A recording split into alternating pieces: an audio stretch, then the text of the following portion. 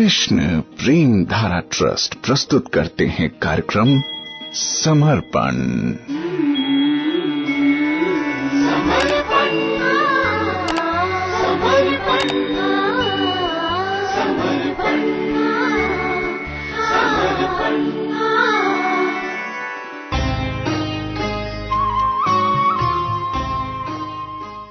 कार्यक्रम समर्पण में आपके साथ हूं मैं प्रेम धारा। नमस्कार, कैसे हैं आप? आप सुन रहे हैं श्रीमद् भागवतम के पंचम स्कंद के पंचम अध्याय में वर्णित भगवान ऋषभ देव के उपदेशों पर आधारित हमारा विशेष कार्यक्रम समर्पण। देखिए, ऋषभ देव जी जो हैं वो चूंकि भगवान हैं, इसीलिए वो जानते हैं कि जीव क्यों दुखी है। वस्तुतः वो जानते हैं कारण भी और वो जानते हैं समाधान भी। तो विभिन्न प्रकार के कारण बताए गए, पिछले कार्यक्रमों में आप सुनते चले आए। अब यहां पर हल बता रहे हैं। श्रीमद् भागवतम के पंचम स्कंद के पंचम अध्याय के 10वें श्लोक से लेकर के 13वें श्लोक तक उन्होंने हल बताया है।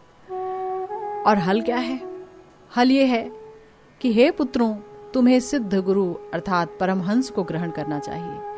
इस प्रकार तुम मुझ पूर्ण पुरुषोत्तम भगवान पर अपनी श्रद्धा और प्रेम रखो।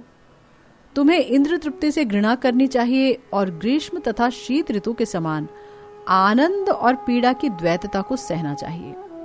उन जीवात्माओं की कष्टमय दशा को समझने का प्रयास करो जो स्वर्ग में भी दुखी रहती हैं। सत्य का दार्शनिक तौर पर अन्वेषण करो, फिर भक्ति के लिए समस्त प्रकार की तपस्या करो। इंद्रिय सुख के लिए प्रयत्नों का त्याग करके ईश्वर की सेवा में लगो। भगवान की कथा का श्रवण करो और सदैव भक्तों की ही संगति करो। ईश्वर का कीर्तन और गुणगान करो और सबों को आध्यात्मिक स्तर पर संभाव से देखो। शत्रुता त्याग कर क्रोध और शोक का दमन करो।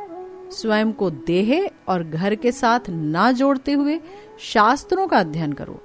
एकांतवास करो और प्राणवायु, मन और इंद्रियों को पूर्णतया वश में करने का अभ्यास करो। शास्त्रों पर पूर्ण श्रद्धा रखो। सदैव ब्रह्मचर्य व्रत का पालन करो। अपने कर्तव्यों को करते हुए व्यर्थ की बातों को करने से बचो। सदैव भगवान का चिंतन करते हुए सही स्रोत से ज्ञान प्राप्त करो। इस प्रकार उत्साह और धैर्य पूर्वक भक्ति योग का अभ्यास करते रहने से तुम्हारा ज्ञान बढ़ेगा और अहंकार जाता रहेगा। तो देखिए, ये जो मिथ्या अहंकार है ना, वही है सब दुखों का एकमात्र कारण। और मिथ्या अहंकार क्या है? मिथ्या अहंकार श्रीमद् भागवतम में बताया गया, भयम द्वितीयाभिनिवेशतः स्यादिशाद पेतस्य विपर्यो स्मृति। ये जो द्वितीय अभिनिवेश है, यानी कि हम तो है आत्मा और हमने शरीर को समझ लिया मैं, कि ये ही मैं हूं, और मैं जो सच में हूं उसको हम जानते नहीं। उसकी कोई स्फूर्ति नहीं होती, उसका कोई ज्ञान नहीं है हृदय में, है ना? तो हम भयभीत रहते हैं। लेकिन सवाल ये उठता है कि जीव को आत्म स्वरूप की विस्मृति कैसे हुई? कैसे ये हो गया कि वो अपने आप को नहीं जान पाया? ये अपने आप हुआ या फिर माया के द्वारा? अगर ये मान लिया जाए कि अपने आप ही ऐसा हो गया कि हम अपने आप को भूल ही गए, तो इसका मतलब ये होगा कि एक बार आत्मस्वरूप की स्फूर्ति हो जाए, उसका ज्ञान हो जाए, उसके बाद फिर भी अपने आप अपने स्वरूप की अस्फूर्ति हो सकती है, यानी उसका ज्ञान समाप्त हो सकता है। क्योंकि जीव तो भूल ही जाता है, उसका स्वभाव ही है भूलने का, है ना? और चूंकि वो भूल गया कि वो आत्मा है, इसीलिए फिर से वही देहाभिनिवेश आ गया और फिर से वही डर उत्पन्न हो गया। तो ऐसी आत्मस्फूर्ति की क्या सार्थकता भाई, जो कभी उदित होती है तो फिर लुप्त हो जाती है। यदि कहा जाए नहीं नहीं, माया ने किया ये सब, माया के द्वारा ही अपने स्वरूप की अस्फूर्ति होती है, तो ये बात भी असंभव है। क्यों? क्योंकि माया तो जड़ है और जीव है चैतन्य, है ना? जीव भगवान का अंश है और वो भी सच्चिदानंदमय भगवान का सच्चिदानंदमय अंश है। ज्ञान अज्ञान को दूर कर सकता है, उसमें ऐसी शक्ति है, लेकिन अज्ञान ज्ञान को ढक सके ये तो कभी नहीं सुना है ना। ऐसे ही जड़ प्रकृति माया जीव के स्वरूप को ढकने में असमर्थ है।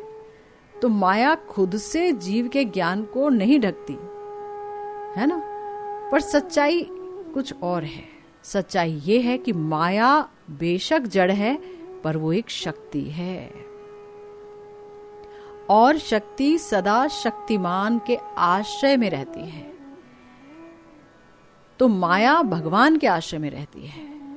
गीता में भगवान ने कहा है, मम माया दुरत्तया, ये मेरी माया है और ये दुरत्तया है।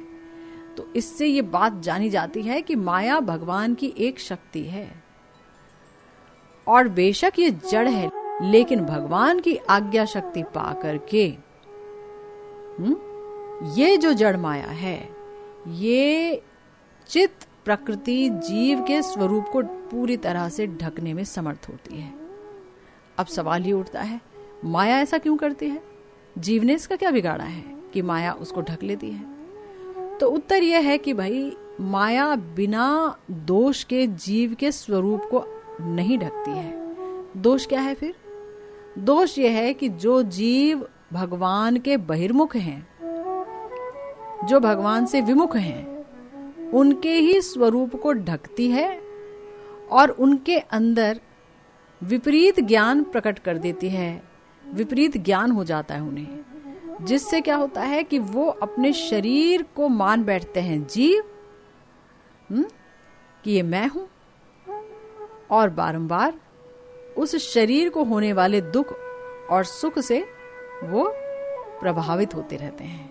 अनेक प्रकार के भय और शोक को प्राप्त होते हैं। इसलिए याद रखिए कि श्री भगवान की माया शक्ति के द्वारा ही जीव का स्वरूप ढका जाता है, और अगर कोई उससे बाहर निकलना चाहे तो उसके लिए उसे श्री भगवान की शरणागति लेना बहुत ही जरूरी है। उनके शरण में जाते ही और उनके सन्मुख होते ही अपने आप माया की निवृत्ति हो जाती है, और तब जीव खुद को जान जाता है कि मैं भगवान श्री कृष्ण का नित्य दास हूं, और समस्त दुखों से मुक्त हो जाता है।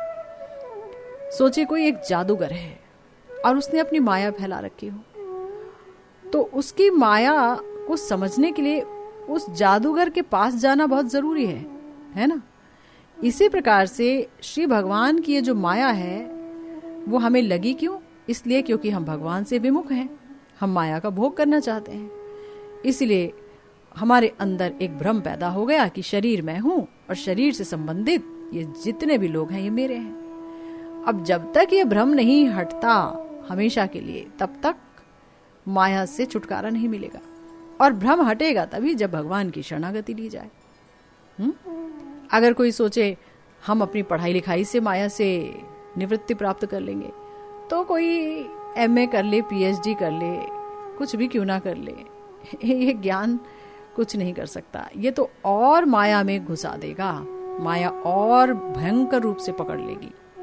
कोई सोचे हम तो अपने वैराग्य से माया पर विजय प्राप्त कर लेंगे, तो बड़े बड़े वैरागियों को माया लग जाती है और वो महा आसक्त हो जाते हैं। कोई सोचे योग से, कोई सोचे तपस्या से माया से छुटकारा पा लें, तो बोला गया ना ना, ऐसा भी संभव नहीं है।